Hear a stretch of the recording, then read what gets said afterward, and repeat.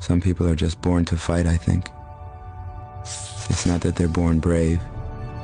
It's not that they're born strong. It's just that the universe has decided that this one will have grit and fire and steel in their blood. And it'll be tested, this cosmic metal of theirs. They'll face trial after trial, be broken and damaged in countless ways. But this one was born to fight. Maybe it's not the life they would have chosen.